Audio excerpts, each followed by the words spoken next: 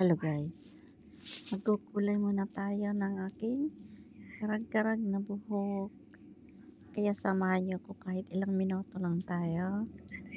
Maglalagay lang ako ng petroleum sa gilid ng aking mukha para hindi masunog or madikitan ng kulay. Ganun ang pagkaano ko. Kasi nagtrabaho man ako dati sa salon sa Pilipinas. So, meron akong natutunan. Ganyan, para hindi siya mahawaan ng kulay. Yan ang ginagawa ko. Tapos, ayusin ko na kasi ang aking pagkukulay ay sariling sikap. Ganun lang talaga. Yan. Suklayin ko na natin para paglagay ko ng pasensya na kayo mga guys. Ang aking buhok ay karag-karag talaga. Kasi twice a month ako magkulay kaya ang aking buhok ganyan na siya. Pero okay lang yan, wala tayong magagawa. Okay. Ayan, maglalagay na tayo ng guantes para hindi makulayan ang ating buhok or mahawaan ng or maanuhan siya, sunog ba. Ganun lang yan. Dalawang kamay lalagyan ko ng guantes. Yan guys. Okay, samahan niyo ako kahit konting minuto lang. Kunti lang, saglit lang to guys. Hindi ko to patatanggalin. Okay, ayos-ayusin lang konti para pag naglagay ng color ay maayos-ayos na. Pasensya na kayo mga guys. Ganyan, ayusin ni. Ayan na ang aking pangkulay. Sishik ko muna siya. Kasi ano yan eh, binili ko lang yan sa supermarket. Shake ko muna siya para magkapantay-pantay. Pero nasik ko na yan. Ano na lang siya, parang second emotion na lang. Okay. Ready lang ni mama. Ready lang ang ating pagkukulay para hindi siya ano ba yun, magpundok-pundok. Ang tawag niya para mapantay. Para mapantay. Ang hirap magsarili kulay guys. Alam mo ba yun? Sakit sa liig, nakakangalay sa braso, ganun. Yan, maglalagay muna tayo ng towel pang takip sa ating balat sa likod at sa braso at sa liig para hindi makulayan. Ganun lang ginagawa ko. Ganyan ako magkulay mag-isa. Ganyan lang gagawin natin. Ganyan. Ayos-ayusin ng konti. Ganun. Okay. Ayan, naayusin natin ulit. Pasensya na kayo mga guys. Ganyan ako magkulay ng buhok kasi natatamad ako pumunta sa parlor din magastos. Ito na lang, tiyagaan na lang natin. Matakpa lang ang ating mga gray hair. Alam mo naman tayo, nasa ano na tayo, level na. Kaya kailangan takpan ng ating mga puti-puti na buhok. Oh. Sandali pa lang yan. Nangangalay na ang aking yan. Nangangalay ng aking kamay.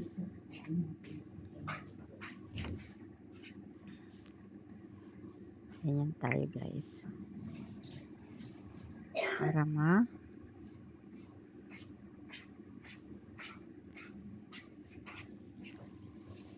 ay nako. Ayan. Ganyan talaga tayo guys. Napantay lang natin ng konti. Kahit konti lang. Pantay. Konti-konti lang. Dahan-dahan lang. Yan lang yan. Alam mo mga guys. Kasi na pag nangangalay na ako ang aking likuran, yung buhok ko sa likod hindi ko na yan masyado nakukulayan. Pali pinapantay ko na lang yan pag tapos na ang harapan.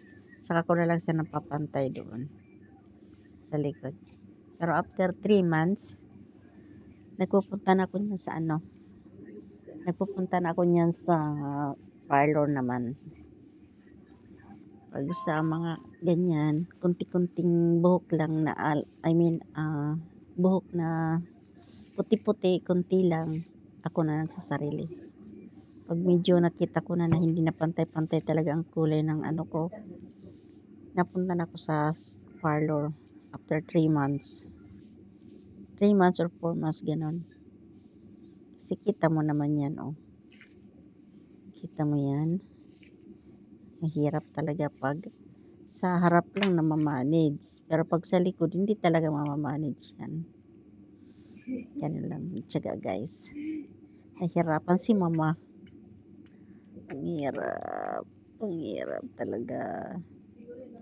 Ganun lang. Tiyagain na lang natin. Kasi, para ba matakpan lang ng konti ang ating mga puting buhok na nangangaway-ngaway na. Nagkakayhay na yung aking mga puti. Kaya, nung isang araw pa nga yun eh. Kaso, di pa ako nakapunta bumili ng kulay. Kapo lang ako nakapunta. Kaya yan. Ganito gagawin na lang ng ating mamabi. Ganyan tayo mga guys. Makapagtipid lang ng konti. Sige lang. Tiyaga. Pahirapan ng sarili. Tiyaga lang. Ganyan ginagawa. Guys. Ay, yan. Napapagod na yan. Sandali lang. Dahil susuklay na yan eh. Yan. Yan talagang ginagawa ni mama. Para hindi mahawa ba.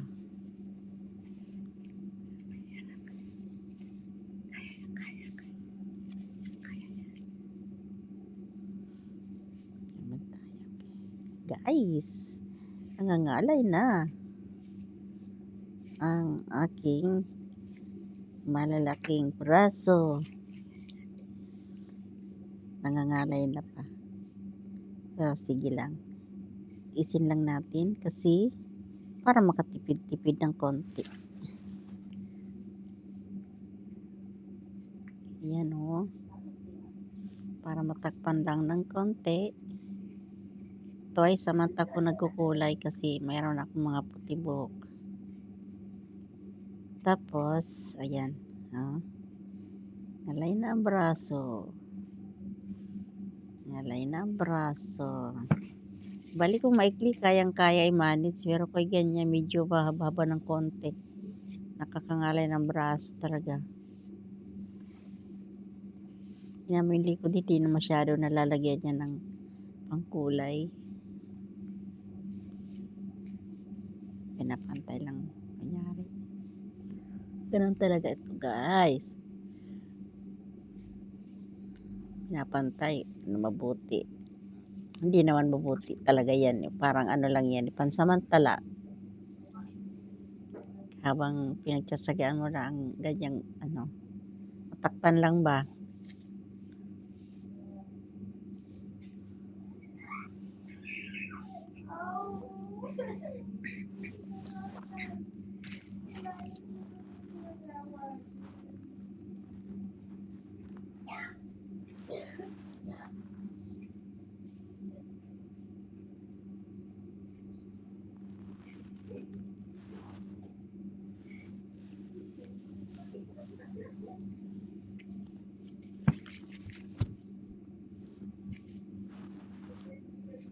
Nangangalay na ang aking kamay.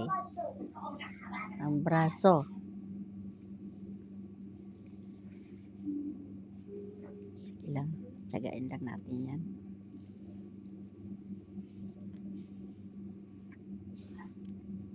Hindi yan napapantay eh.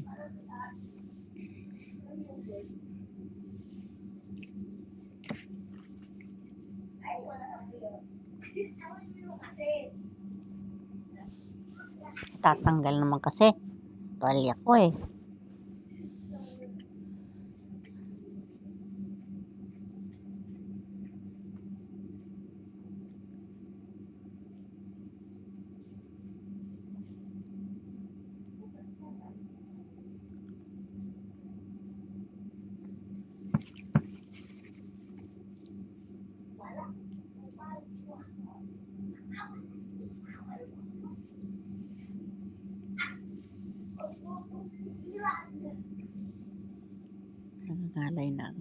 braso ko, guys.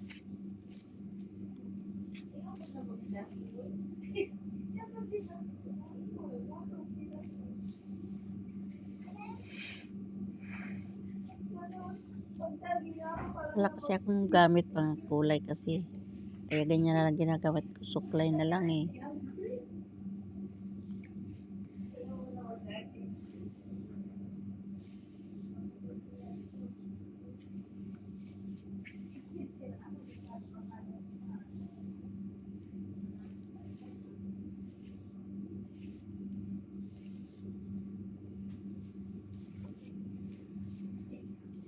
Mahirap magkulay mag-isa, di ba? Mga guys.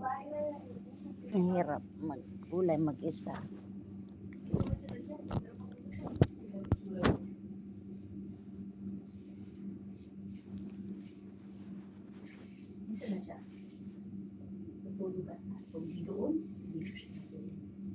Hindi yan makulayan ang likod. Kunting-kunti lang ang nakukulay sa likod niya. Kasi hindi ko nakikita. Hindi. Labas.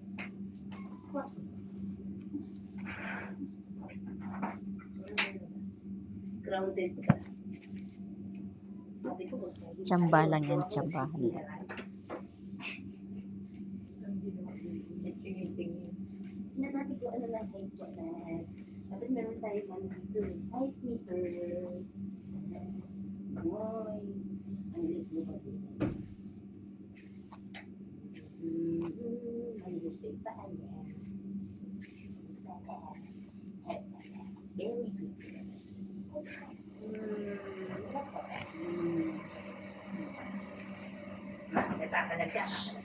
Tsambahan lang yan makulayan ang likod.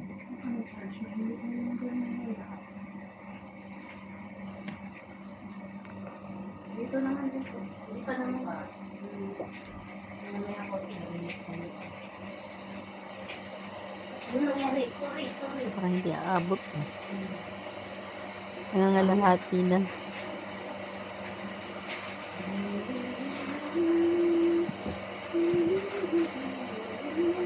Babe, so... Wilson Rocks ah.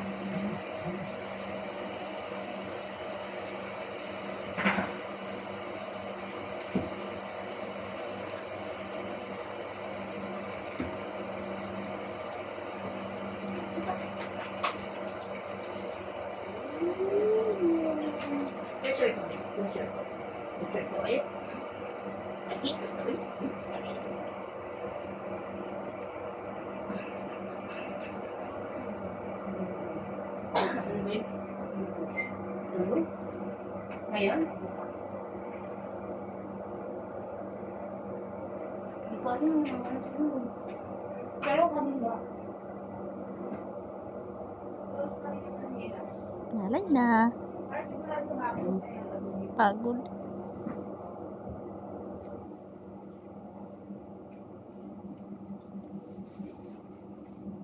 Kalahati pa.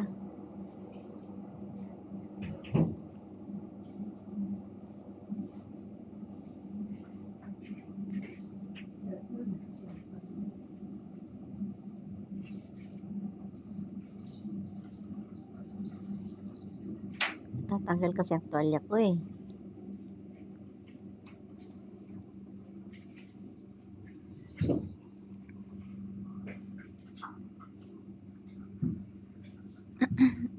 Ganon lang ako dito. Kulay-kulay.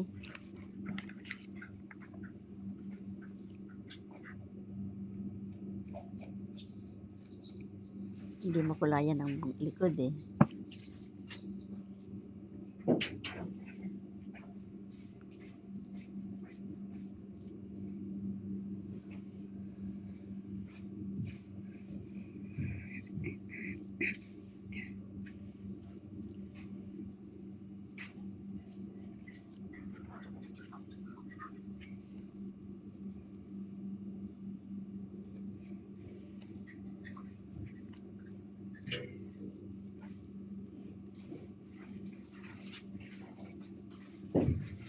Kalahati na lang mga guys.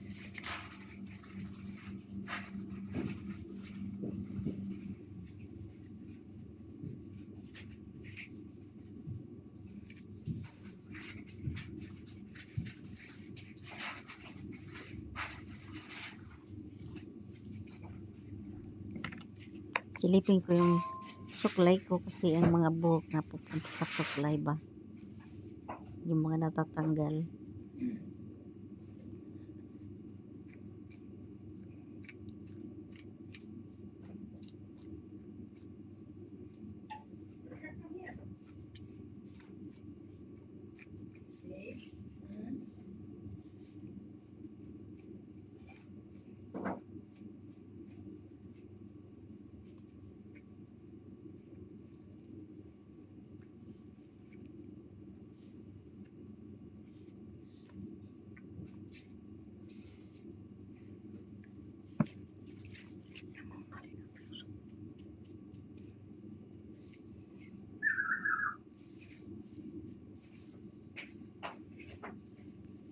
Pagod. Ngalay ng braso.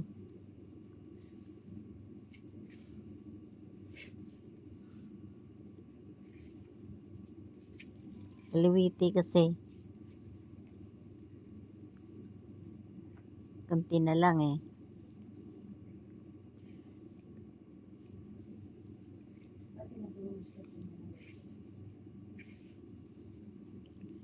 Kaso madami sa magaling sa gabi.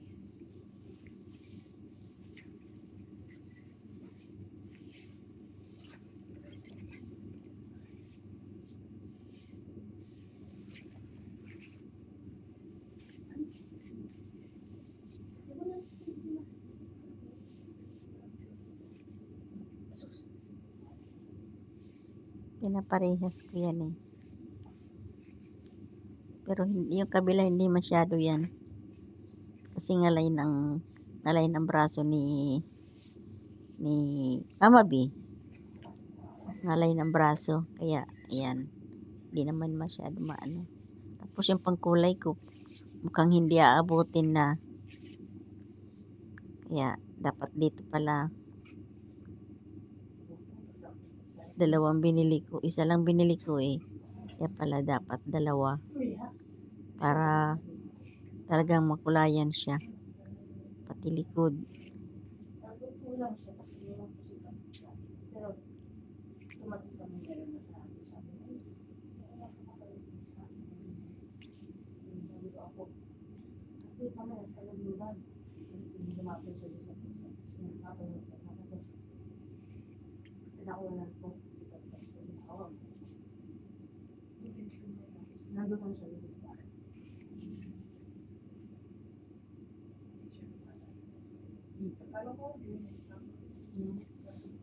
Ngalay na talaga ang braso ko, guys. Sabi niya sa mga pinag-release ko na lang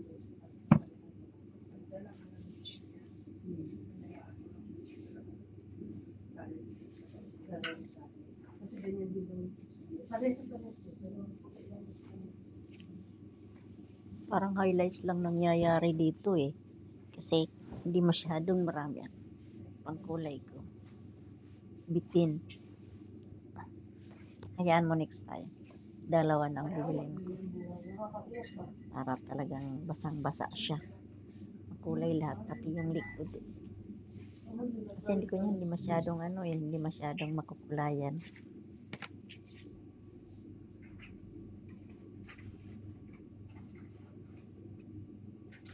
gagawin niya sa mga sabi. Kasi diba kapag nararamdaman ko yung kailangan nito.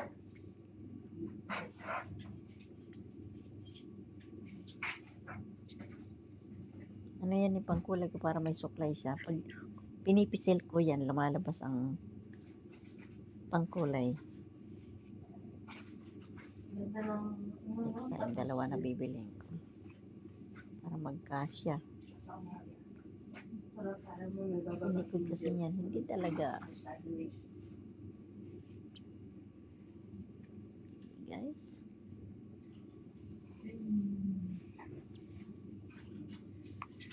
Kunting idea lang to sa magsasarili magkulay ng mga bambuhok. Na mahirap talaga. Pangalit sa braso. Ayan mo yan. Oh. Kailangan mo pa talagang hilahilahin pa yan.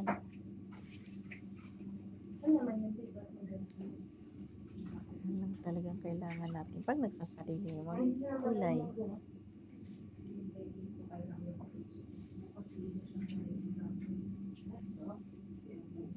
Dami ng buhok sa suklay.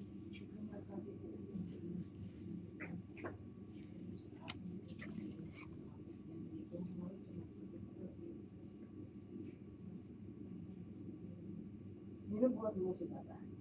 Natulong ka naman. Mga nurse na. Nurse na. Kunti na lang naman.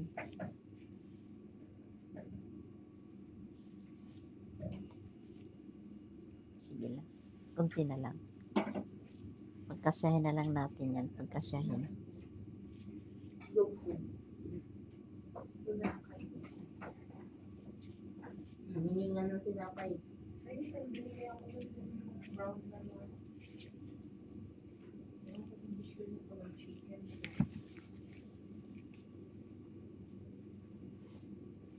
Pagkasyahin na lang. Kunti na lang. Pangahatag, yung puti lang ako yun.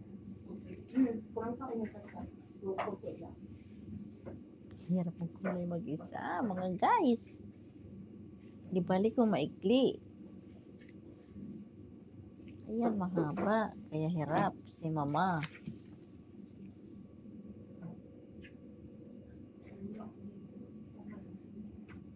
Hindi na matulog ka na natin. Hindi po nakaagod ka. Nakaagod ka. Kakabiyo sa labas.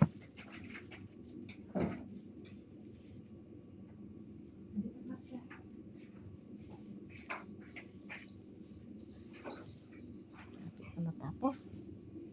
Guys, magpahinga na ang aking mga braso.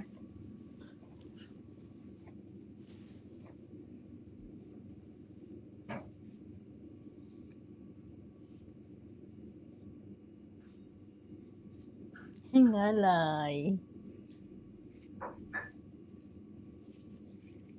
Ngalay na.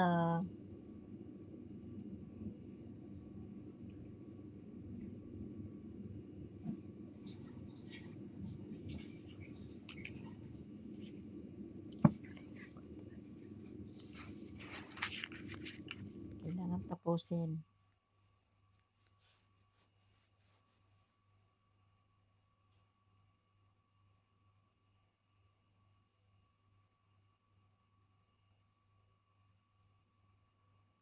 Bye.